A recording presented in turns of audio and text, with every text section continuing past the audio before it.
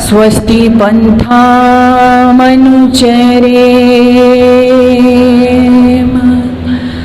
सूर्या चंद्रमसाविव पुनर्ददताग्निता जानता संगमे मही। ओम शांति शांति शांति। आदर और सम्मान के योग्य वेदी पर उपस्थित समस्त सन्यासी वृंद, सभा का बड़े ही कुशलता से संचालन कर रहे आदरणीय संचालक जी, पूज्यपाठ मेरे पिताश्री, मेरे से पूर्व बहुत ही सुंदर जिनके भजनों का आप रसास्वादन कर रहे थे और ऐसी शैली कि आपके दिल तक उनकी बात पहुंच जाती है। इतना सुंदर भजन उपदेश के धनी आदरणीय ताऊ जी और हमारे बादक जी और वेदी पर जो भी उपस्थित सभी वंदनीय पूजनीय मातृशक्ति एवं समस्त धर्माभिलाषी भद्र पुरुषों, प्यारे प्यारे छोटे छोटे बच्चों, थोड़ी सी व्यवस्था बनाए रखेंगे। जो पीछे से आवाजें आ रही हैं, मैं चाहूंगी कि थोड़ी देर के लिए आप शांति वृत्ति के साथ में बैठेंगे। बहुत ही सुंदर यहाँ पर इस कार्यक्रम का आयोजन किया जा रहा है और बहुत लंबे समय से ये सब चल रहा है। जैसा कि पिताजी ने भी प्रातःकाल कहा था और मैं भी देख रही हूँ कि मुझे आप लोग पहचान रहे होंगे, 14-15 वर्ष बाद मैं आई हूँ। मैं और वंदना दोनों बहनें लगभग 4-5 वर्ष लगातार आते रहे थे और 14-15 वर्ष के बाद में मैं आज आ रही हूँ। तो अच्छा लगता है, इस तरह से हमारी वो परंपरा चली आ रही है। लेकिन कहीं ना कहीं मेरे दिल में एक निराशा भी है और मैं उसको आज थोड़ा सा आपको कहना भी चाहूंगी कि मैंने उस समय यानी 14-15 वर्ष पहले जो कार्यक्रम देखा था, उस समय जो उत्साह और उमंग थी, मुझे आज कहीं वो नजर नहीं आई। खैर, आप धन्यवाद के पात्र हैं, इसमें निराश होने की वैसे जरूरत नहीं है कि आप उस परंपरा को कायम रखे हुए हैं। लेकिन आवश्यकता इतनी है कि हम अपने साथ में अपने युवा पीढ़ी को, अपने बच्चों को भी जोड़ें। माताओं बहनों की इतनी उपस्थिति होती थी कि पंडाल भर जाता था, है ना। तो ये क्योंकि हम जो कार्य कर रहे हैं, यानी हमें लगातार 28 वर्ष हो गए या 30 वर्ष हो गए, तो वो हमारे आचरण में भी होना चाहिए। हमारा उद्देश्य यही होता है और इसी पर हमको कार्य करते रहना चाहिए। तो ये ज्योति जल रही है, ये चलती रहनी चाहिए, वेद प्रचार थमना नहीं चाहिए, लेकिन हमें अपने घरों तक भी इसको पहुंचाना चाहिए। ऐसी भी हम यहाँ से प्रतिज्ञा करेंगे। तो बहुत ही सुंदर परंपरा, इसी में मैं अपने आप को जोड़ते हुए आपसे कुछ बातें कहना चाहती हूँ। कृपया आवाज ना करें पीछे से, जिससे कि आपको सुनने में भी सुगमता रहेगी। बहुत सुंदर चर्चा। कई बार लोग कहते हैं, जब मैं कहती हूँ कि अरे मान लीजिए गांव तो बहुत बड़ा है, अगोरना गांव बहुत बड़ा है, जितने यहाँ पे चंद लोग बैठे हुए हैं इतने तो नहीं है ना इस गांव में। तो लोग कहते हैं कि आप परिवर्तन कैसे कर दोगे, आपके कहने से क्या होता है। उन्होंने भजन सुना दिया, स्वामी जी ने प्रवचन कर दिया या किसी ने कुछ और बोल दिया, तो इससे होता क्या है। मैं ऐसे लोगों से कहना चाहती हूँ, अपनी बात यहीं से प्रारंभ करना चाहती हूँ कि इस नदी की धार से ठंडी हवा आती तो है, इस नदी की धार से ठंडी हवा आती तो है, नाव टूटी ही सही लहरों से टकराती तो है, एक चिंगारी कहीं से ढूंढ लाओ दोस्तों, इस दिए में तेल से भीगी हुई बाती तो है, इस दिए में तेल से भीगी हुई बाती तो है। ये आर्य समाज की जो प्रचार प्रसार होते रहते हैं, ये क्या है, तेल से भीगी हुई बाती का कार्य करते हैं। न जाने आपके बच्चों के दिलों पर आप सत्संग में उनको लेके आएंगे, ऐसे कार्यक्रमों से जोड़ेंगे, तो न जाने किस वक्ता की, किस विद्वान की कौन सी बात उनके दिलों दिमाग पर जम जाए कि उनका हृदय परिवर्तन हो जाए। केवल यहाँ मनोरंजन के लिए आप नहीं आते हो, यहाँ पर आने का उद्देश्य क्या है, मैं आपका ध्यान आकर्षित यही करना चाहूंगी। हमारे पास में आपने देखा होगा, यहाँ से बार बार नाम लिया जाता है, ऋषि दयानंद ने सत्यासत्य के निर्णय के लिए एक पुस्तक हमको दी, सत्यार्थ प्रकाश। सत्यार्थ प्रकाश में यानी सत्य क्या है, असत्य क्या है, उसका निर्णय किया गया है।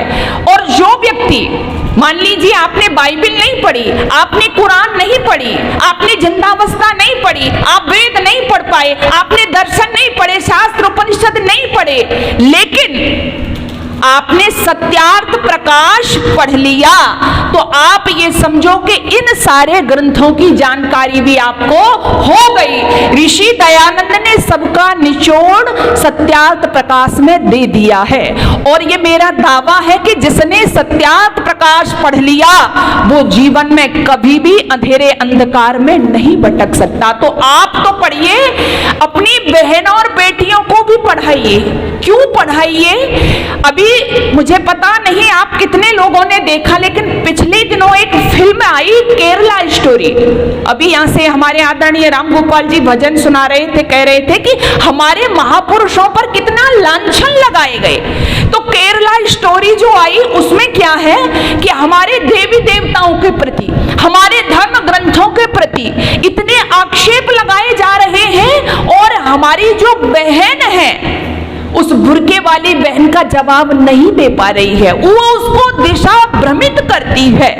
लेकिन यदि आपकी बहन बेटियों ने सत्यार्थ प्रकाश को पढ़ा होता, तो वो जो उस केरला स्टोरी के अंदर जो सवाल वहां पे कर रही है एक बुर्के वाली बहन, वो बहन आपकी सारे सवालों का जवाब दे देती। लेकिन आपको पता होना चाहिए और आपको गर्व भी होना चाहिए कि केरला स्टोरी के बाद इस ग्रंथ की मांग इतनी बढ़ गई, इतनी बढ़ गई कि जगह जगह ऑफरों के द्वारा, ऑर्डरों के द्वारा इस ग्रंथ को, इस पुस्तक को लोग मंगाने लगे कि अपनी बहन बेटियों को इसको पढ़वाओ, अपने बच्चों को इसको पढ़वाओ। क्यों पढ़वाओ? क्योंकि आज इसकी आवश्यकता है।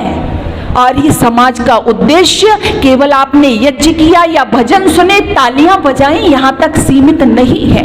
हमारे धर्म ग्रंथों के साथ क्या हो रहा है, हमारे महापुरुषों के साथ क्या हो रहा है। हमारे पास तो सब कुछ था, इतने अमूल्य ग्रंथ हमारे पास है, लेकिन हम उनको समझ ही नहीं पाए।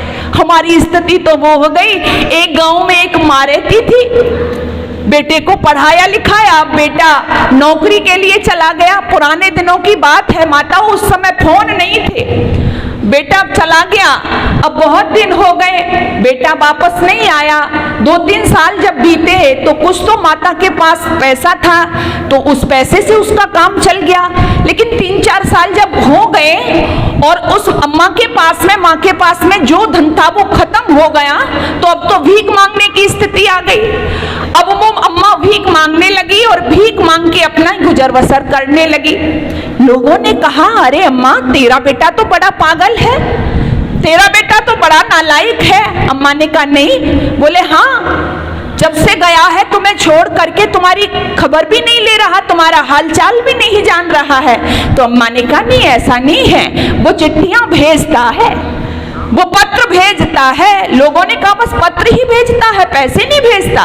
तो अम्मा कहती है कि हाँ, पत्र भेजता है और कुछ कागज के टुकड़े भी भेज देता है। उस व्यक्ति ने कहा कि कागज के टुकड़े। अम्मा ने कहा हाँ।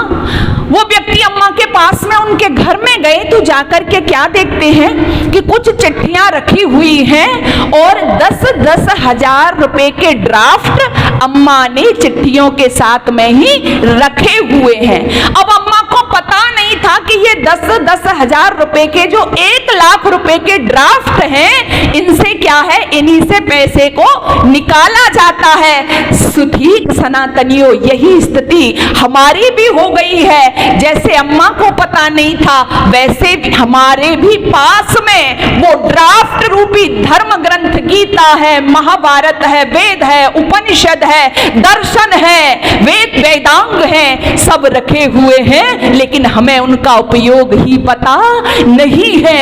यही कारण है कि तुम्हारी संतानें, तुम्हारी बहन बेटियां आज विधर्मियों के हाथों में है। यही कारण है कि आज तुम जान ही नहीं पा रहे हो कि धर्म क्या है, अधर्म क्या है। कोई आपको जैसे बहकाता है, कोई आपको जहां ले जाता है, कोई आपको जिस ओर मोड़ता है, आप उधर ही मुड़ते हुए चले जाते हो। इसलिए जागने की जरूरत है। इस काम को आर्य समाज करता है। आर्य समाज एक पहरेदार के रूप में भूमिका निभाता है, आपको जागृत करता है। जाग जाइए, समझिए अपने महापुरुषों के साथ में क्या हो रहा है। लेकिन हम खुद कर रहे हैं ना। किसको दे में दोष, हम किसे करें बदनाम, किसको दे में दोष, हम किसे करें बदनाम। परखे तो पाए गए अपने खोटे दाम। कृष्ण को तो हम नचाते हैं मंचों पर, राम को तो हम नचाते हैं मंचों पर। वो कृष्ण जिसको योगी राज श्री कृष्ण, विचार करो जरा, गृहस्थ में रहते हुए जिसके नाम से पहले योगी राज लगा हो। और ऋषि दयानंद कहते हैं वो आप्त पुरुष थे। और आप्त पुरुष उसे कहते हैं जिसने जन्म से लेकर मृत्यु पर्यंत कोई गलत काम न किया हो। और हमने क्या किया कृष्ण के साथ में? उनके पैरों में घुंघरू बांध दिए, उनकी 16,108 रानियां बता दी, माखन चोर उनको बता दिया, चीर हरण करने वाला उनको बता दिया, चूड़ी बेचने वाला उनको बता दिया।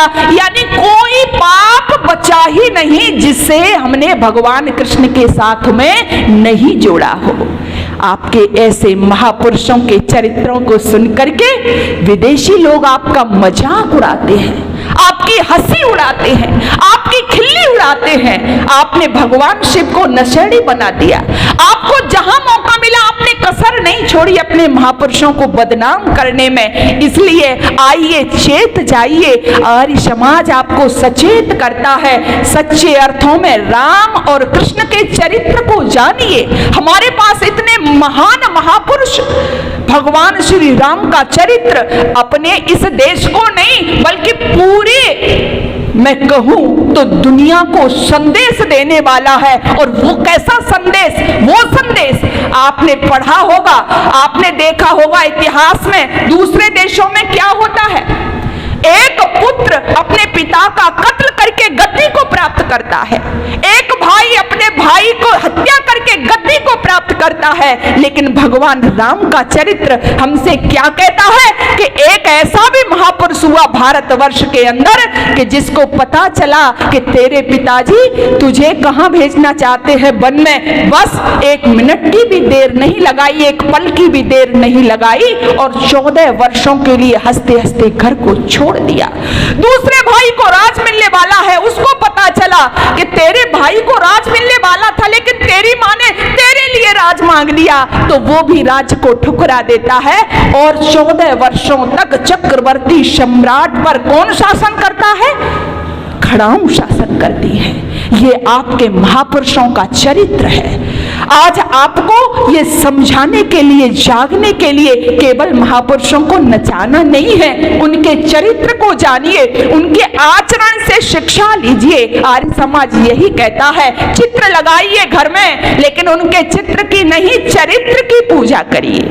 हमारा क्या हुआ? चित्र तो खूब लगाए, कीर्तन तो बहुत किए, लेकिन जो माननी थी, चरित्र की बात जहां थी, उससे हम कोसों दूर हो गए। और आज मैं देख रही हूं इस देश के अंदर हो क्या रहा है। मैंने जो विचार किया है हमारा पूरा देश आज यदि विचारधाराओं में बटा हुआ है तो केवल 2 विचारधाराएं इस देश में चल रही हैं। कौन सी विचारधारा? एक क्राइड की और दूसरे मार्क्स की। सरल शब्दों में समझिए, क्राइड ने इस देश में काम वासना फैलाई और मार्क्स ने केवल अर्थ पर बल दिया। हमारे यहाँ यही हो रहा है, एक तो काम वासना पर जोर और दूसरा अर्थ पर जोर, यही चल रहा है। आपने देखा होगा दिनों प्रतिदिन हम कितने चरित्रहीनता के शिकार हो गए। मुझे वेदना होती है दिल में, इस देश के अंदर 2 वर्ष की बच्ची सुरक्षित नहीं है, इस देश के अंदर 80 साल की वृद्धा सुरक्षित नहीं है। काम जो था मर्यादा में रहता था तो वो मोक्ष के द्वार खोलता था, लेकिन पूरा देश चरित्रहीनता के चौराहे पर आकर के खड़ा हो गया है। आपके देश का क्या होगा?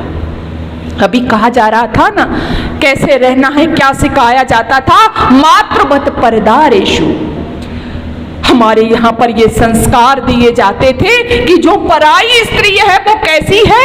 मातृवत परदारेषु, माता के समान है। 3 पैमाने हुआ करते थे समाज में। यहाँ पर बड़े बुजुर्ग बैठे हैं, आपको पता होगा 3 पैमाने लेके चलता था हर एक भाई, हर एक बहन। कौन सा? जब एक बेटी निकलती थी समाज में तो उसके पास 3 पैमाने थे। कौन कौन सा पैमाना था उसके पास में? उसके जो बराबर वाला है वो भाई के समान है, उससे जो छोटा है वो पुत्र के समान है, उससे जो बड़ा है वो पिता के समान है। ऐसे ही जब एक भाई निकलता था, उससे जो बराबर वाली है जो बहन के समान है, उससे जो छोटी है वो पुत्री के समान है, और उससे जो बड़ी है वो माता के समान है। ये 3 पैमाने लेकर के जब आपके बच्चे आपके घरों से निकलते थे, पूरी दुनिया में घूम आते थे और कहीं पर भी कोई घटना नहीं होती थी, क्योंकि हमारी संस्कृति ऐसी थी। हमारे संस्कारों में माताएं वो घुट्टी बच्चों को पिला देती थी, फिर कहीं पर ये बलात्कार की घटनाएं, कहीं पर ये छेड़छाड़ की घटनाएं नजर नहीं आती थी। लेकिन आज मैं क्या कहूं आपसे, मैं भाषण नहीं कहती बल्कि मैं हृदय की वेदना आपसे व्यक्त कर रही हूं। आज बस काम वासना को प्रमुखता, हर जगह काम वासना को प्रमुखता। हमारे ये पैमाने मुझे लगता है कहां खो गए हैं। ये वो पैमाने थे आत्मनिरीक्षण के। माताओं, मैं आपसे कहना चाहती हूं, इस देश में शिक्षा व्यवस्था तो लोग कह रहे हैं बहुत मजबूत हो गई, हमने गुरुकुलीय शिक्षा व्यवस्था को छोड़ दिया और वो अंग्रेजी शिक्षा व्यवस्था चल रही है। लेकिन मैं आपसे कहना चाहती हूं, कोई भी शिक्षा व्यवस्था हो, शिक्षा के साथ में यदि आपने अपने बच्चों को संस्कार नहीं दिए, ध्यान देना, शिक्षा के साथ में यदि संस्कार अपने बच्चों को नहीं दिए तो फिर आपकी ये शिक्षा किसी काम की नहीं है। आप कहेंगे कैसे नहीं है? मैं कहा करती हूं, आपने अपने बच्चे को शिक्षित किया, पढ़ाया लिखाया और उसको डॉक्टर बना दिया। उदाहरण के लिए उसको डॉक्टर बना दिया, आपने शिक्षा तो दी, उसको MBBS कराया, उसको MD कराया, लेकिन आपने उसको संस्कार नहीं दिए, तो वो बच्चा क्या करेगा? वो बच्चा जब डॉक्टर बनेगा और जब डॉक्टर बनके उसके कर्तव्य निर्वहन का समय आएगा तो वही बच्चा क्या करेगा? इस देश के अंदर पहले आपने देखा होगा क्या हुआ, यहाँ पर जो डॉक्टर जिनको भगवान कहा जाता है वो किडनी निकाल निकाल करके उसका व्यापार करने लगे। क्या करेगा वो डॉक्टर? वो नकली इंजेक्शन कांटेक्ट करेगा, नकली इंजेक्शन ला करके इस देश के लोगों को लगाएगा। क्यों? क्योंकि आपने शिक्षा तो उसको दी है लेकिन संस्कार बोलो नहीं दिए हैं। कौन से संस्कार? मानवता के संस्कार। मानवता मर गई है आज के बच्चों में। एक बच्चा आपने इंजीनियर तो बना दिया, उस बच्चे को शिक्षित किया, आपने MBA करवाया, उसको आपने BTech करवाया, लेकिन आपने उसको संस्कार नहीं दिए तो वो बच्चा जब बड़े बड़े निर्माण करेगा, बड़ी बड़ी सड़कें बिछाएगा, बड़े बड़े पुल बनवाएगा, तो पुल तो बनाएगा लेकिन वो पुल जो वो बच्चा बनाएगा, आपने उसको संस्कार नहीं दिए हैं, उन पुलों पर बहुत सारे लोगों की जानें जाएंगी, दुर्घटनाएं होंगी, और उस रोड पर जो वो बच्चा बनाएगा उस रोड पर एक्सीडेंट होंगे। क्यों होंगे? क्योंकि आपने उसको संस्कार नहीं दिए हैं। कौन से संस्कार? मानवता के संस्कार।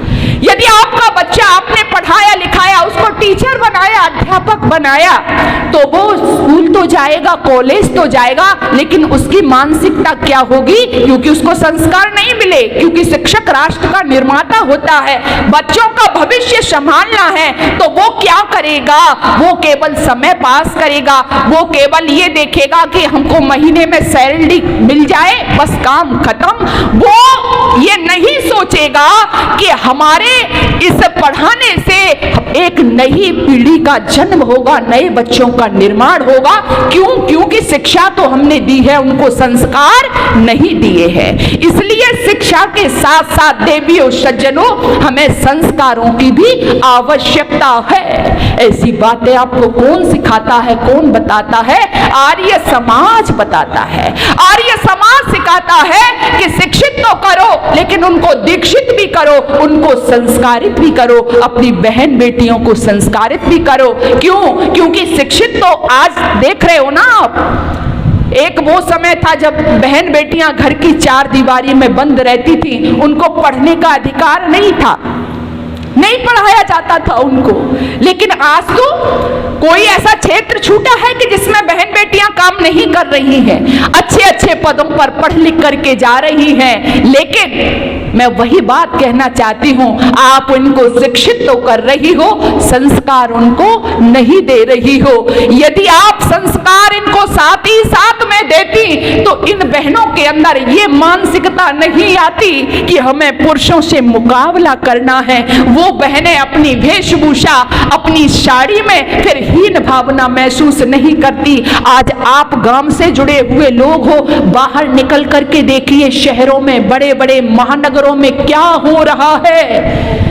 आपकी बहन बेटियां क्या कर रही हैं, जाकर के देखिए। जो बहन बेटियां जिनके विषय में कहते थे पढ़ाओ इनको, आगे बढ़ाओ, वो बहन बेटियां अपने भाइयों की, पुरुषों की नकल में यहां तक कि जीन्स पहनना शुरू किया, यहां तक कि उनकी वेशभूषा धारण करना शुरू किया। और वह लड़कियां आप दिल्ली में, मुंबई में जाकर के देखो क्या कर रही है। सिगरेट हाथ में लेकर सिगरेट के धुएं उड़ा रही है, सेल्फी ले रही है, और फिर अपने फोन पर उसको पेस्ट कर रही हैं, इंस्टा पे पेस्ट कर रही हैं, रील बना रही हैं। आप देखो देश कहां जा रहा है। धुएं उड़ाने वाली ये लड़कियां, ड्रग्स लेने वाली ये लड़कियां, शराब का सेवन करने वाली ये लड़कियां, आप उम्मीद करोगे इनसे ये क्या इस देश को देने वाली हैं? क्या फिर से हमारे घरों से ये राम निकल करके आएंगे? क्या शिवा आएंगे? क्या हनुमान आएंगे? माताओं जरा विचार करना। मैं मनोरंजन के लिए यहाँ नहीं बैठी हूँ, मैं कह रही हूँ ना, शिक्षित तो आपने किया लेकिन संस्कार आपने नहीं दिए। इसलिए आइए, जागिए, देर हो जाएगी फिर पछताने के सिवा चारा नहीं है। मैं अभी यहाँ पे अपनी बहनों को बैठे हुए देख रही थी, अभी पीछे बैठी हैं हमारी बहनें, घूंघट काट के बैठी हुई है, घूंघट, पीछे घूंघट किया हुआ है। ये गांव है, देहात है, मैंने बहनों को देखा देहात में घूंघट काटती हैं। लेकिन जब आप थोड़ा आगे जाएंगे, शहरों में जाएंगे, नगरों में जाएंगे, महानगरों में जाएंगे, तो क्या है? क्या है? पर्दा तो हट गया है, लेकिन पर्दा नहीं हटा। आपसे सच कहूं बहनों, मैं 10 वर्ष की थी, मुझे 26 वर्ष प्रचार प्रसार में हो गए, तब से मैंने प्रचार करना शुरू किया था। और आपको वास्तविक कह रही हूं, जब मैं बहन बेटियों को देखती थी तो कई बार अपनी माँ से, अपने पिताजी से सवाल करती थी कि ऐसा क्यों होता है, ऐसे ये हमारी माताएं बहनें घूंघट लटका के क्यों रहती है, क्या इन्होंने कोई जुर्म किया है? कई बार पूछती थी कि बेटियों को गर्भ में क्यों मार दिया जाता है। कहीं मैं सुन लेती थी कि अरे उसके पास 2 बेटियां पहले से हैं, तीसरी बेटी नहीं चाहिए, डॉक्टर के पास जाओ, खत्म करो। तो मैं पूछती थी कि ऐसा क्यों होता है, और फिर मैंने उसी पर बहुत वैचारिक क्रांति वैचारिक काम करना शुरू किया, मुझे लगा कि नहीं, माताओं का घूंघट हटना चाहिए। मैंने बहुत प्रयास किया जहां तक मुझे हो सका, और मुझे लगता था क्योंकि माताओं का कसूर क्या है, अरे ये तो मैं भी चाहती थी, अरे ये तो मैं भी चाहती थी आपकी भाषा में, अरे घूंघट के पट खोल के मैं भी दो आंखों से जग को देखूं। ये तो मैं भी सोचती थी कि घूंघट के पट खोल के मैं भी दो आंखों से जग को देखूं, किंतु आवरण हटे हैं इतने, ये मुझको स्वीकार नहीं है। ये तो मैं भी चाहती थी। क्या चाहती थी? सदियों से मैं चीख रही थी, गौतम ऋषि का श्राप गलत था। उस मति अंध की द्यूत सभा में धर्म धुरंधर भीष्म पिता का, नीति निपुणक विदुर राज का, कृप और द्रोण से आचार्यों का, सबका वैवश्य गलत था। ये तो मैं भी चाहती थी, सबका वैवश्य गलत था। किंतु माताओं, किंतु बरसाती नालों सी उछरन खल, अपने लव कुश राघव तजकर स्वर्णमयी लंका को बरती, अच्छी नहीं लगती। तुम मेरी प्रतिहारी नहीं हो, तुम मेरी प्रतिमान नहीं हो, कोई और नाम तुम खोजो, तुम भारत की नारी नहीं हो। ये तो मैं भी चाहती थी, ये तो मैं भी चाहती थी कि अबला से सबला बन जाऊं। मुझे लगता था माताओं का शोषण किया जाता है और होता था, तो मैं सोचती थी कि नारी अबला नहीं है, क्या है? सबला है, सशक्त है। क्यों कहते हैं? अरे ये तो मैं भी सोचती थी कि अबला से सबला बन जाऊं, अपने पुत्र को योग्य बनाऊं, अपने पिता का मान बढ़ाऊं, माता पिता का बोझ घटाऊं, अपने पति का भी बोझा कम करूं, दुर्योधन की भुजा उखाड़ूं, दुशासन के जांग उखाड़ूं, सगुनी को पाशों से फेंकूं। ये तो मैं भी चाहती थी। इस आंगन से कली कली सी, उस आंगन में खिली खिली सी, शरद चांदनी की शीतल सी, जीवन की बगिया महकाऊं। ये तो मैं भी चाहती थी, लेकिन हुआ क्या?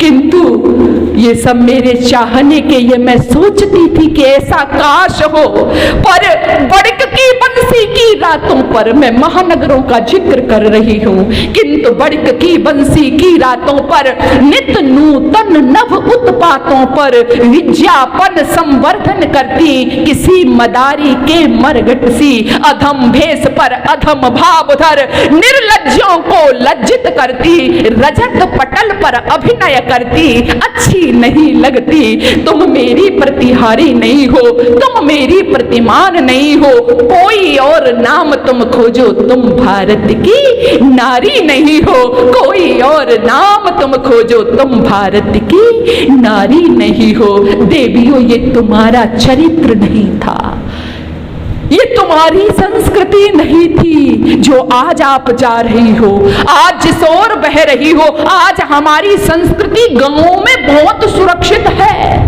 मैं देखती हूं, तो इसलिए हमें निराश नहीं होना है देवियों। हमें आज फिर से चाहे कुछ भी हो, माँ जैसा चाहती है, इसलिए मैंने आप पर फोकस किया। माँ जो चाहती है वो संतान दे सकती है, अवश्य दे सकती है। माँ की भूमिका प्रमुख होती है, इसलिए बच्चों को शिक्षित तो करो, लेकिन शिक्षा के साथ साथ उनको संस्कार भी दो। यदि संस्कार आपने दे दिए बच्चों को, तो देश धर्म जाति पर उनमें मरने मिटने का जज्बा भी पैदा होगा, अपने धर्म के प्रति आदर होगा। और मैं तो कहा करती हूँ, जितने लोग यहाँ बैठे हैं और इससे बाहर जो भी हैं, अपने बच्चों को सभी अपने बच्चों को आद्य उद्देश्य रत्नमाला, एक बहुत छोटी सी पुस्तक है, कौन सी? आद्य उद्देश्य रत्नमाला, सभी अपने बच्चों को पढ़ाइए। उसमें 100 डेफिनेशंस दी गई है। धर्म क्या है, अधर्म क्या है, ईश्वर क्या है, जीव क्या है, प्रकृति क्या है, पाप क्या है, पुण्य क्या है, स्वर्ग क्या है, नरक क्या है। ये जब आपके बच्चे पढ़ जाएंगे ना तो कोई ढोंगी पाखंडी विधर्मी उनको तोड़ नहीं सकता। इसलिए अपने बच्चों को जरूर पढ़ाओ, लेकिन गलती हम करते हैं ना। मैंने देखा कई बार छोटे छोटे बच्चे हैं, इनके गले में मैंने काला ताबीज देखा, इनके पैरों में मैंने काला धागा बंधा देखा। माताओं बहनों से पूछा ऐसा क्यों करती हैं, क्या कारण है? तो कई बार बहन जी ये ताबीज है। क्या है इस ताबीज में, क्या है इस ताबीज में? तो कहती पता नहीं, कहां से लाए? एक मुल्ला जी पढ़ के दे गए। इसके अंदर क्या है? मुल्ला जी की दाढ़ी के 4-5 बाल उसमें अंदर रखे हुए हैं।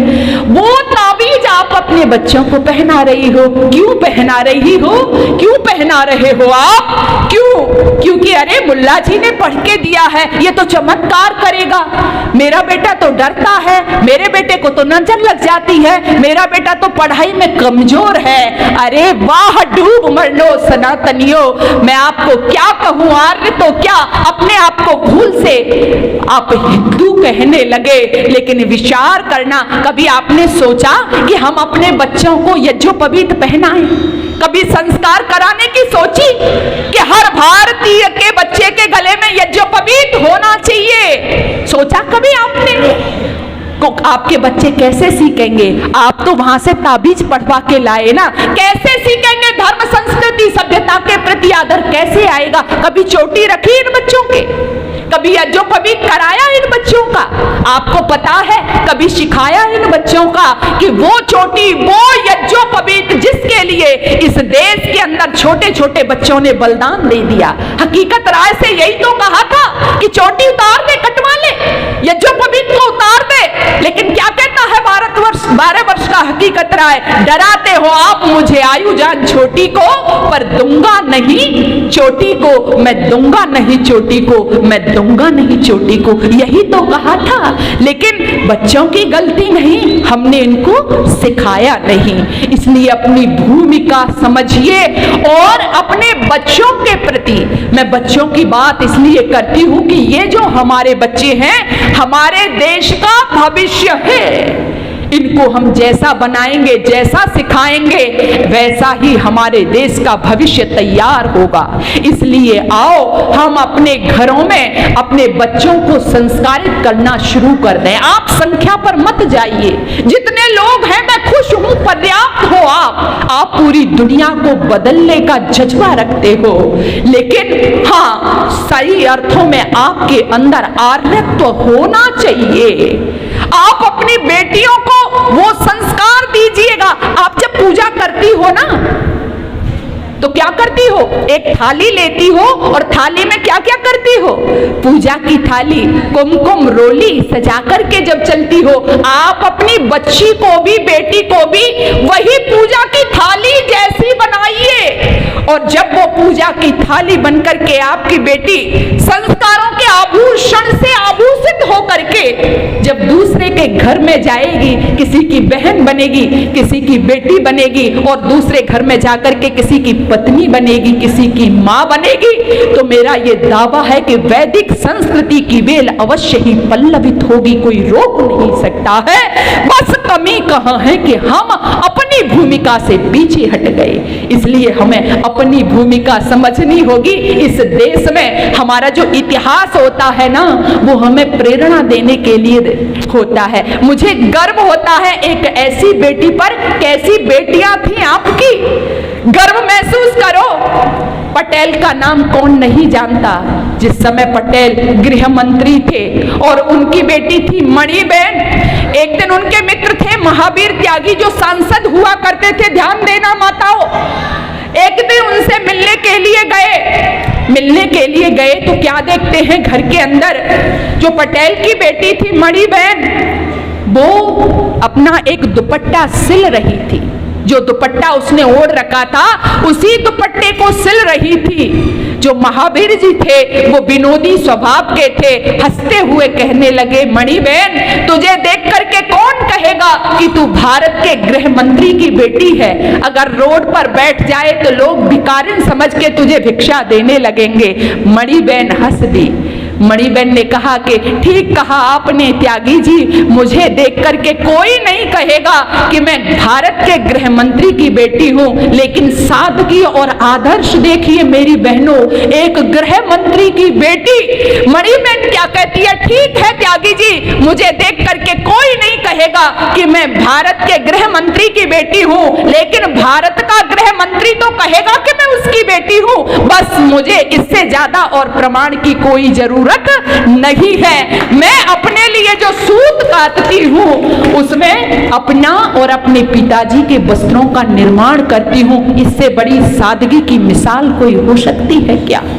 आज हम कहते हैं अपने बच्चों को सुविधाएं दे रहे हैं, अपनी बहन बेटियों को सुविधाएं दे रहे हैं। वो सुविधाएं देते देते आपकी बेटियां, आपके बच्चे अपने संस्कार भूल जाएं, आपकी बेटियां अपनी मर्यादाओं का उल्लंघन कर जाए। ये कौन सी सुविधाएं हैं मेरे देश की बहन बेटियों, माताओं, ये कौन सी सुविधाएं हैं? हम कहां जा रहे हैं? आइए, मैं तो कहा करती हूँ, मैं देखती हूँ कई बार हमारी बहन बेटियां, मैंने कहा ना कि यहाँ तो घूंघट करके है, लेकिन बहनों आप बाहर जाएंगी तो घूंघट तो छोड़ दो, अब तो आंचल हट गया है, आंचल रहा ही नहीं। ये आंचल है ना, ये नहीं रहा है। और क्यों नहीं रहा? क्यों नहीं रहा? क्योंकि हमारी बहनों की वेशभूषा हमको लगने लगा ना। अच्छा, मेरी एक बात समझ में नहीं आती, मुझे लगता है कई बार हमारी बहन बेटियां मुझसे भी कहती हैं, मैं मेरठ में असिस्टेंट प्रोफेसर के पोस्ट पर हूँ, वहाँ पे बड़ी बड़ी सेमिनार्स होती है, बेटियों का बड़ा कॉलेज है, वहाँ पर सेमिनार्स होती है, वहाँ पे बड़े बड़े प्रोफेसर आते हैं, शिक्षाविद आते हैं, वहाँ पे सिखाया जाता है बच्चियों को कि तुम्हारा अधिकार ये है, तुम्हें ये अधिकार लेना है, तुम्हें ये अधिकार लेना है। मैं कई बार सोचती हूँ कि इस देश में अधिकारों की भाषा नहीं, बल्कि यहाँ कर्तव्यों का बोध बच्चियों को कराया जाना चाहिए। और बच्चियों को ही नहीं, भारत के हर एक व्यक्ति को अगर वो अधिकारों की भाषा बोलने लगा ना तो देश नहीं चलेगा। लेकिन यदि वो कर्तव्य की भाषा बोलेगा, वो सोचेगा कि मेरा कर्तव्य है, चाहे एक डॉक्टर हो, चाहे एक मास्टर हो, चाहे एक महिला हो, बहन हो, बेटी हो, यदि वो कर्तव्य की भाषा बोलेगी तो स्वर्ग हो जाएगा। भाई अधिकार, एक बच्ची एक घर में आती है और वो आकर के एक बहू बन के आई है, वो कहने लगे जी मेरा ही अधिकार है कि मैं खाना बनाऊं, क्यों बनाऊं मैं? सोचो, मेरा ही अधिकार है, सासू माँ भी तो है, ननद भी तो है, तो वो अधिकारों की बात रखेगी तो घर नहीं चलेगा। लेकिन कर्तव्य क्या है? वो सोचेगी कि मैं यहाँ पर जो आई हूँ, मेरा ये कर्तव्य है, ये मेरी सासू माँ है, मेरी से बड़ी है, मेरी ननद है, ये मेरी बहन के समान है और मैं यहाँ की बहू हूँ, तो इसलिए मुझे सबके लिए भोजन भी बनाना है, सबकी सेवा करनी है, तो ये उसका कर्तव्य है।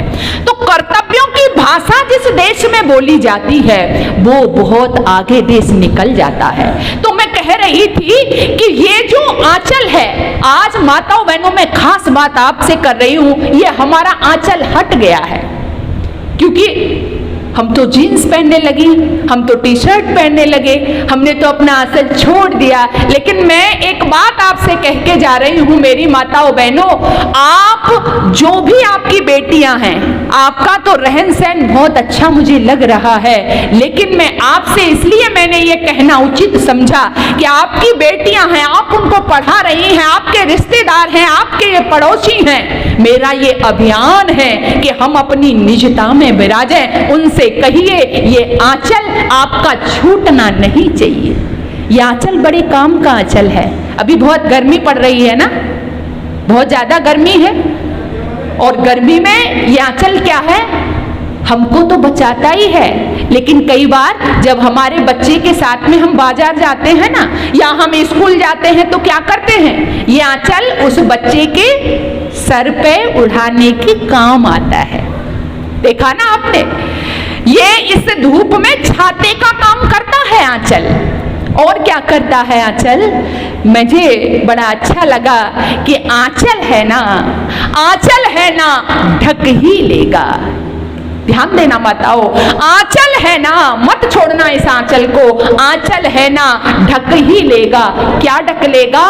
आंचल है ना ढक ही लेगा, रोती हुई आंखों के आंसू पोंछ ही लेगा। कभी कभी बहुत किसी बात पर रोना आता है, या अपनी ससुराल में है, मायके की याद आ गई तो क्या करते हैं? क्या करते हैं? इस आंचल के अंदर चुपके से सारे आंसू पोंछ लेते, किसी को पता नहीं चलता। आंचल है ना ढक ही लेगा, रोती हुई आंखों के आंसू पोंछ ही लेगा। दूसरों से अपना दुख छिपाना है तो छिपा ही लेगा। आंचल है ना, माताएं बहनें बैठी हैं, चूल्हे से अगर गरम गरम कढ़ाई को उतारना हो तो क्या करेगा? उतार ही लेगा। आंचल है ना पिता की इज्जत ढक ही लेगा। आंचल है ना पति का मान रख ही लेगा। आंचल है ना यदि बड़े से बड़े महापुरुष को भी इस दुनिया में आना होगा तो वो भी आपकी कोख का, आपके आंचल का सहारा उसको लेना ही होगा। ये आंचल है प्रेम का आंचल, ये आंचल है वात्सल्य का आंचल, ये आंचल है स्नेह का आंचल, ये आंचल है लज्जा का आंचल। इस आंचल को कभी भी हटने मत देना। मैंने घरों में देखा, एक बहुत साफ से बर्तन रखे हैं, लेकिन माताएं बहनें बड़े प्यार से जब अपने पति को या बच्चों को भोजन देती हैं तो उस साफ बर्तन को भी अपने आंचल से क्या करती हैं? पहले पोंछती है। इस आंचल से पहुंचने के बाद में फिर प्यार से भोजन परोसती हैं। ये छोटी छोटी हमारी बातें, लेकिन इनके साथ में हमारी सभ्यता जुड़ी हुई है, हमारी संस्कृति की प्रतीक थी बहनों। तो इसको मत जाने देना। ये कुछ आभूषण थे आपकी जिंदगी में जो आपको खास बनाते थे। कौन कौन से आभूषण थे? एक जो माँ होती है, एक जो नारी होती है, वो 4 रूपों में हमारे सामने आती है। कौन कौन से 4 रूप हैं वो? संस्कार, समर्पण, वात्सल्य और स्वाभिमान। संस्कार की बात मैं कर रही हूँ। एक बेटी होकर के संस्कार ग्रहण करती है। जैसा कि मैंने अभी बताया, बेटियों को क्यों हम अच्छे से संस्कारित करें? क्योंकि उन्हीं के द्वारा हम, लोग तो कह रहे हैं राम राज्य आएगा या राम राज्य बनाएंगे, तो राम राज्य बनाने वाले ऊपर से पैदा नहीं होंगे। जब तक हमारे घरों में मां कौशल्या नहीं होंगी, दशरथ नहीं होंगे, तो राम राज्य नहीं आ सकता है। सरकार राम राज्य नहीं लाया करती है। हाँ, व्यवस्थाएं सुचारू रूप से चलती हैं, लेकिन राम राज्य के लिए आपको अपने घरों में राम पैदा करने होंगे, तब बनेगा राम राज्य। अपने घरों से निकालने होंगे। तो मैं कह रही थी कि सबसे पहले आप संस्कार दो, बच्चों को दो, बच्चियों को दो। आपका ये गुण है, संस्कार ग्रहण करती हो आप पुत्री के रूप में। और दूसरा, आप समर्पण करती हो, किसके रूप में? पत्नी के रूप में। पत्नी के रूप में आपका समर्पण, मैं बहुत सारे आपको उदाहरण दे सकती हूँ, लेकिन जो बात मैं आपसे कहना चाहती हूँ, पत्नी के रूप में आपका दायित्व क्या है। मैंने देखा घर परिवार आज टूट रहे हैं। मुझे आश्चर्य होता है। अभी पिछले दिनों मैं मेरठ से मथुरा आई थी, तो मेरी टेबल पर जो निमंत्रण कार्ड था वो रखा हुआ था और मैं चली गई। घर पे कोई नहीं था। मैं पुनः आई तो वो कार्ड मुझे उसी टेबल पर मिला। लेकिन आपको आश्चर्य होगा, जब मैंने घर में बात की, पूछा, तो उन्होंने बताया मुझे कि ये शादी थी अमुक व्यक्ति की इस तरह से, और अभी 2 महीने हुए हैं और इनका तलाक भी हो गया। वो कार्ड अभी मेरी टेबल से हटा नहीं है। विवाह हो गया और तलाक हो गया। हमारी वैदिक संस्कृति में आप ध्यान देना, ये तलाक शब्द है, किसका शब्द है? उर्दू का। इंग्लिश में क्या कहते हैं इसको? क्या कहते हैं? डिवोर्स।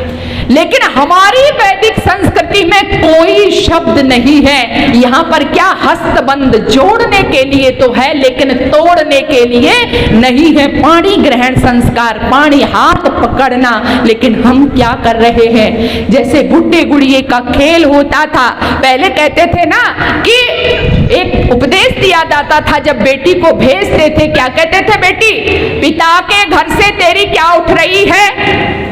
डोली और पति के घर से तेरी अर्थी उठनी चाहिए। इस छोटे से वाक्य में बहुत बड़ी शिक्षा थी देवियों, सज्जनों, कितनी बड़ी शिक्षा। और मैंने कई बार देखा है, आप लोग गांव से जुड़े हुए हो, अपने गांव की एक घटना बता रही हूं। एक बूढ़ी दादी कई बार मेरे यहाँ आती थी, वो कहने लगी कि बेटी अभी हम पिछले दिनों गंगा जी नहाने के लिए गए थे। मैंने कहा अच्छा क्या था? कि बोली गए वैसे घूमने के लिए थी, वैसे तुम तो मानती नहीं हो, लेकिन हम गए थे। मैंने कहा अच्छा क्या क्या किया था? बोली कुछ हम जौ भी रख के ले गए थे, गेहूं जौ जो होते हैं। तो मैंने कहा इनका क्या किया दादी जी आपने? तो कहने लगी बेटी वो जो जौ थे उन जौ को हम गंगा जी के तट पे बो के आए हैं। मैंने कहा उससे क्या होता है फिर? बोली बेटी इसलिए बो के आए हैं कि उस पहले वो मुस्कुरा गई, बोली कि तू पूरी ही डिटेल्स में पूछेगी तो मैं बता देती हूँ कि वो इसलिए बोते हैं ताकि अगले जन्म में तेरा बाबा ही पति रूप में मुझको मिले। मुझे बड़ी हंसी आई, बाहरे भारत की स्त्री एक जन्म नहीं बल्कि कितने 7 जन्म में एक ही पति हो, क्योंकि हमारी कल्चर यही है। ये तो विदेशों में होता है, कुछ महीने रहे और उसके बाद में छोड़ दिया। हमारे देश के एक सन्यासी चले गए विदेश में, क्या देखते हैं एक देवी कवर के पास में बैठी हुई, पंखा झल रही थी, ऊपर से थोड़ी थोड़ी बारिश का मौसम था, बूंदें टपक रही थी। स्वामी जी रुक गए, कहने लगे देवी ऊपर से बूंदें टपक रही हैं और तू पंखा झल रही है, क्या चक्कर है? तो वो विदेशी युवती कहती है, बहन कहती है कि स्वामी जी ये मेरे पति की कवर है और हमारे यहाँ ये रिवाज है कि जब तक पहले पति की कवर सूख नहीं जाए तब तक मैं दूसरा विवाह नहीं कर सकती, इसलिए मैं पंखा झल रही हूं कि जल्दी सूख जाए और मैं कोई दूसरा ढूंढ लूं, दूसरी शादी कर लूं। ये विदेशों की कल्चर है, हमारे यहाँ की कल्चर नहीं है। इसलिए लौटिए, देखिए अपना समर्पण, पत्नी के रूप में आपका समर्पण क्या था। ऐसा नहीं है, पति की भी जिम्मेदारी है। पत्नी पतिव्रता तभी बनती है जब पति के जीवन में व्रत होता है। पति शराबी है, पति जुआरी है, पति व्यभिचारी है, पति गलत कामों में लिप्त है, तो पत्नी पतिव्रता फिर नहीं रह सकती है। पतिव्रता, पति के व्रतों का अनुसरण करने वाली, तो पतिव्रता स्त्री तब होगी जब आपको अपने जीवन में पति को अपने जीवन में व्रत लाने होंगे। लेकिन फिर भी हमारी जो संस्कृति है बदली नहीं। अल्पायु वर जो वर लिया सो, मैथिली शरण गुप्त भारत भारती में लिखते हैं, बदली नहीं अल्पायु वर जो वर लिया सो वर लिया। अल्पायु में जिसको चुन लिया बस चुन लिया, उसके साथ जीवन बिताना है। ये अपनी संस्कृति दोबारा लेकर के आइए मेरी माताओं, ये संस्कार अपने बच्चों को दीजिए। आप तो वो थी, यहाँ पर वासना को जगह नहीं, मैंने शुरू यहीं से की थी ना। आज पूरे देश में काम वासना का प्रचार हो रहा है, प्रसार हो रहा है। देश चरित्रहीनता के चौराहे पर आकर के खड़ा हो गया है, लेकिन यहाँ वासना को जगह नहीं थी देवियों। रत्ना का नाम आपने सुना है? तुलसीदास की पत्नी रत्ना, तुलसीदास तो पागल थे अपने पत्नी के मोह में, आपने पढ़ा होगा। और इतने पागल हो गए, इतने पागल हो गए कि पत्नी अपने मायके चली गई, पीछे ही चले गए। अनेक विघ्न बाधाएं आई, बादल गरज रहे थे, बहुत सारी रुकावटें थी, लेकिन नहीं माने, पहुंच गए पत्नी के पास में। पति ने ललकारा, पत्नी ने दुत्कारा, कहा जैसी नियत काम पर वैसी हर पर होए, और चले जाओ बैकुंठ को वाहन पकड़े।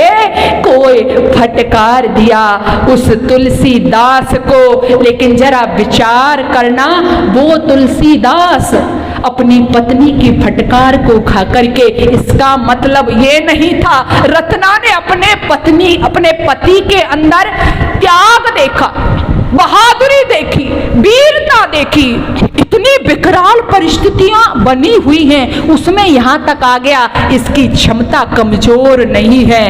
पा जाती संतोष वासना, अगर गले लग जाती रत्ना, तो फिर कैसे होते हुलसी सुत तुलसी दास, अगर बुझ जाती प्रेम पिपास। उसने समझ लिया कि मेरा पति साधारण नहीं है, इसके अंदर अद्भुत प्रतिभा है, और ये इसकी शक्ति मेरे देह चाम के शरीर में नहीं, भगवान के प्रति लगनी चाहिए। देवियों, अगर कोई साधारण स्त्री होती तो खुश हो जाती ना। मेरा पति, एक बहन कहने लगी, बहन जी मेरा पति तो मेरे से बड़ा प्रेम करता है। मैंने कहा अच्छा, कैसे प्रेम करता है? बोली उंगली पर नचाती हूँ, एक उंगली पर, जो मैं कहती हूँ वो करता है। मैंने कहा मेरी बहन, अपने रूप लावण्य के सौंदर्य में पति को बांध रखना ये साधारण स्त्री का काम है, लेकिन अपने प्रेम के पास से मुक्त कर देना, और किसके लिए? एक महान लक्ष्य के लिए, एक महान कार्य के लिए, ये किसी साधारण स्त्री का काम नहीं है। यदि उस दिन आलिंगन में भर लिया होता, बाहों में बांध लिया होता उस रत्ना ने, तो तुलसीदास तुलसीदास नहीं होते। पा जाती संतोष वासना, अगर गले लग जाती रत्ना। ये आपका पत्नी का रूप था, ये समर्पण। मैं बहुत सारे उदाहरण आपको दे सकती हूँ, लेकिन आइए, मैंने कहा ना कि इस देश का हर व्यक्ति, इस देश का हर बच्चा, इस देश की हर महिला अपनी निजता में विराजी है। तभी ऐसे ये देश पूरी दुनिया पर इसने शासन नहीं किया।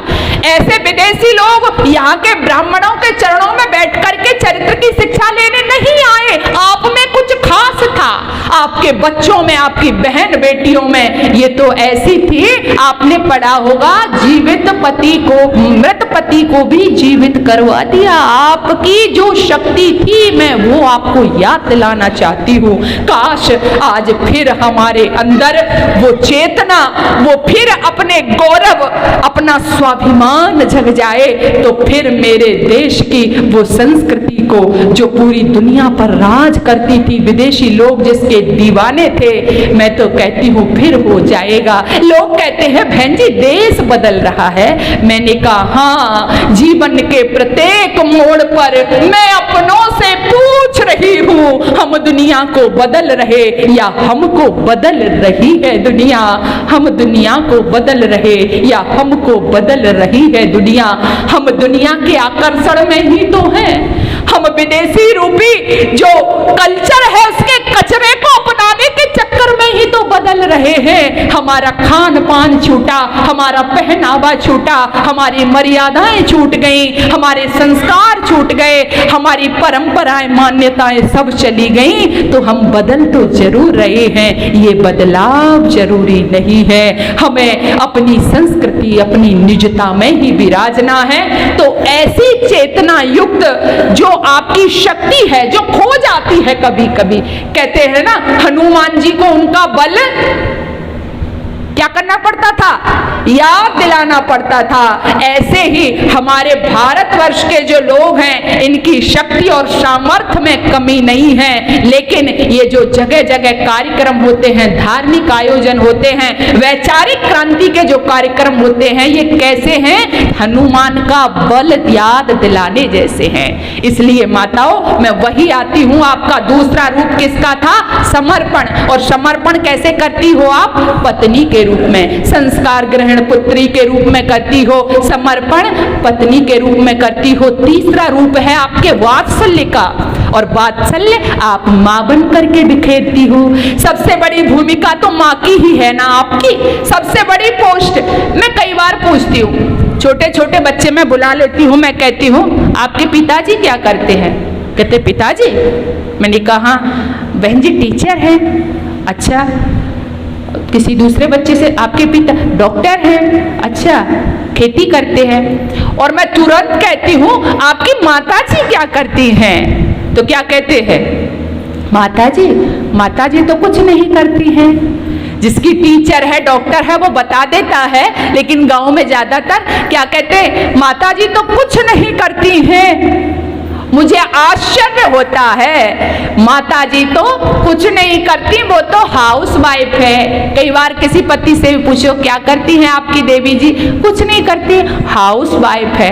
अच्छा ये बताओ, हाउस वाइफ शब्द कई वेद में आया है? उपनिषद में आया है? गीता में आया है? रामायण में आया है? किसी भी धर्म ग्रंथ में आया है? नहीं आया। क्या आया है महिलाओं के लिए? गृह लक्ष्मी। क्या आया है? गृह लक्ष्मी। कितना सुंदर शब्द, गृह लक्ष्मी। और ध्यान देना, वह गृह लक्ष्मी जिसके लिए आप कहते हो ना कि वो कुछ नहीं करती, वो करती हैं। आप एक देवी जो घर को चला सकती है, घर का प्रबंध कर सकती है, वो एक कंपनी के निदेशक के बराबर उसकी भूमिका होती है। सीईओ जो होता है कंपनी का, वो उसके बराबर उसकी भूमिका है। और जो घर चला सकती है वो कंपनी चला सकती है, कंपनी चला सकती है, वो प्रांत चला सकती है, और जो प्रांत चला सकती है वो राष्ट्र चला सकती है। और जब मां हो जाती है तो उससे बड़ी भूमिका तो फिर किसी की होती ही नहीं है। इसलिए देवियों, आप अपनी भूमिका को समझिए। आपकी सबसे, मैं कहा करती हूं, जो दुनिया की स्त्री है ना, उनका कामिनी का रूप है। आप जिस फैशन आडंबर के चक्कर में फंसी हो ना, ये आपका रूप नहीं है, ये दुनिया की स्त्री का रूप, कामिनी का रूप है। और आपका रूप किसका रूप है?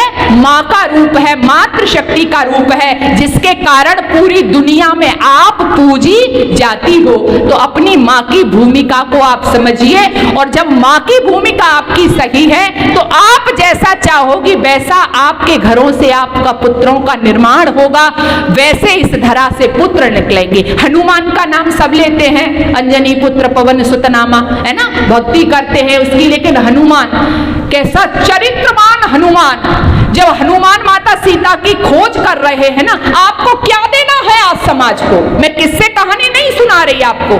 जिस समय हनुमान सीता की खोज कर रहे हैं और लंका में पहुंच जाते हैं, और खोज करते करते जब वो महल में घुस गए किसी तरह से रावण के, तो कई बार उन्हें मंदोदरी के कमरे में सीता के होने का कुछ भ्रम हुआ, लेकिन उन्हें कहीं सीता नहीं मिली। और उन्होंने रावण की जो स्त्रियां थी उनको देखा, तो वो कहते हैं परदारा वरोधस्य प्रशुद्धस्य निरीक्षणम इदम खलमम अत्यंतम धर्मलोपम करष्यति। वाल्मीकि रामायण पढ़िए, वो कहते हैं कि मैंने रावण की स्त्रियों को अस्त व्यस्त कपड़ों में देखा है, इसलिए मुझसे बहुत गलती हो गई। लेकिन आत्मनिरीक्षण का इससे बड़ा उदाहरण कोई नहीं हो सकता। तुरंत वो कहते हैं कामम दृष्टा मया सर्वा विवस्त्र रावण स्त्रिया न तुम्हें मनसा किंचित वैकल्पम उपद्रव्यते। वो कहते हैं मैंने अवश्य ही रावण की अस्त व्यस्त कपड़ों में स्त्रियों को देखा है, लेकिन उनको देख करके न तुम्हें मनसा किंचित, मेरे मन में जरा भी गलत विचार उत्पन्न नहीं हुए हैं। ऐसे बच्चों की जन्मदात्री थी तुम देवियों, ऐसे बच्चों को पैदा करने वाली थी तुम देवियों। और ये बच्चे कब पैदा होते हैं? मैं दूसरा उदाहरण आपको और देना चाहती हूं। जिस समय राम अपने भाई लक्ष्मण के साथ में वन में घूम रहे हैं और राम अपने भाई की परीक्षा लेना चाहते हैं, और परीक्षा लेते हुए कहते हैं घूमते घूमते कि लक्ष्मण एक बात बताओ। लक्ष्मण कहते हैं भैया पूछो क्या बात है। तो वहां पर राम पूछते हैं कि ये बताओ लक्ष्मण, फलम दृष्टवा पुष्पम दृष्टवा दृष्टवा योषित यौवना त्रीण रत्नानि दृष्टवा कच्छनो चलते मना। ध्यान देना, क्या कहते हैं? फलम दृष्टवा, पके हुए फल को देख करके, खिले हुए पुष्प को देख करके, और यौवन से भरपूर युवती को देख करके ऐसा कौन व्यक्ति है कि जिसका मन चलायमान नहीं होता? वाह रे मेरे देश में संस्कृति को धारक करने वाले महापुरुषों। जब ये कहा भैया राम ने, तो क्या कहते हैं लक्ष्मण? लक्ष्मण वहां पर कहते हैं, आप देखना मैं कह रही थी ना कि हम जैसा चाहते हैं माता पिता वैसी संतान उत्पन्न कर सकते हैं। वो क्या कहते हैं कि जिसकी माता धार्मिक है, पिता यस्य शुचिर भूतो माता यस्य पतिव्रता, पिता यस्य शुचिर भूतो माता यस्य पतिव्रता ताभ्याम सुनरुत्पन्ना तस्य नो चलते मना। जिसका पिता धार्मिक है और जिसकी माता पतिव्रता है, ऐसे माता पिता से उत्पन्न बच्चे का मन इन चीजों को देख करके कभी चलायमान नहीं होता है। ये जिम्मेदारी है आपकी, ये आदर्श आपको स्थापित करना है देवियों। इसलिए अपनी भूमिका को समझते हुए आज हमें इस तरह के बच्चों की समाज में आवश्यकता है।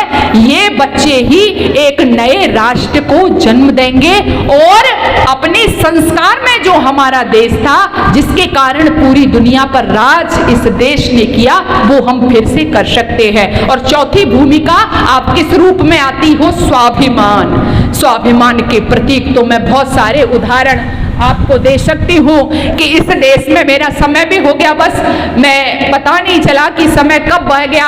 आइए बस मैं अपनी बात को समेटते हुए स्वाभिमान की खातिर, तो बहुत सारे यहाँ पर बहनों आपने स्वाभिमान, आत्माभिमान, बड़े बड़े बलिदान किए आपने, जौहर किए आपने। और मैंने कहा ना, आपका नाम छुई मुई वाली स्त्रियों में नहीं था।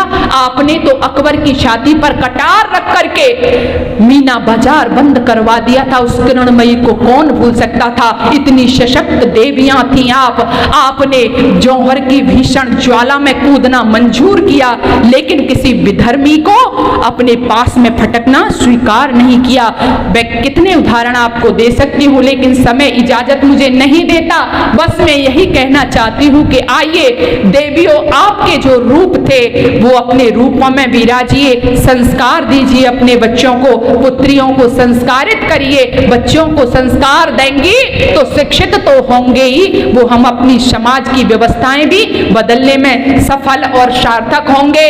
बस मैं पुनः आपसे यही कहना चाहती हूँ, मेरा भी एक छोटा सा प्रयास है संस्कार जागृति मिशन की तरफ से। मैंने संस्कारों पर ही रिसर्च किया और मैं संस्कृत की व्याख्याता हूँ। तो मेरी ये कोशिश है कि हम एक ऐसी समाज का निर्माण करें कि जहाँ हमारे छोटे छोटे बच्चे ये गाली नहीं दे रहे हों, ये गंदे भद्दे गीत नहीं गा रहे हों, बल्कि ये सुंदर सुंदर श्लोक बोल रहे हों, ये सुंदर सुंदर ईश भक्ति के भजन गा रहे हों, ये अपने से बड़ों को अभिवादन कर रहे हों, ये सबका आदर करने वाले हों। आपकी बेटियां मर्यादा युक्त परिधानों में हों, सबको सम्मान देने वाली हों, बड़ों का आदर करने वाली हों। ऐसा जब होगा तो अवश्य ही हम एक स्वस्थ समाज की, एक संस्कार युक्त समाज की स्थापना कर पाएंगे। और फिर अगर हम ऐसा कर पाए तो देवियों, मैं आपसे दावे के साथ कह सकती हूँ कि ना तो कहीं राम गए हैं, ना कहीं कृष्ण गए हैं, ना शिवा और हनुमान गए हैं, फिर से सब आएंगे। लक्ष्मी भी होगी, अपाला भी होगी, सब होंगे, लेकिन हमारी भूमिका क्या होगी ये हमें निर्धारित करना होगा। पुनः आप सभी का बहुत बहुत धन्यवाद कि आपने बड़ी शांति वृत्ति के साथ में मुझे सुना है, श्रवण किया है। एक बार पुनः माताओं बहनों का, सभी का, मंचस्थ विद्वजनों का बहुत बहुत धन्यवाद, आभार। ओम शांति।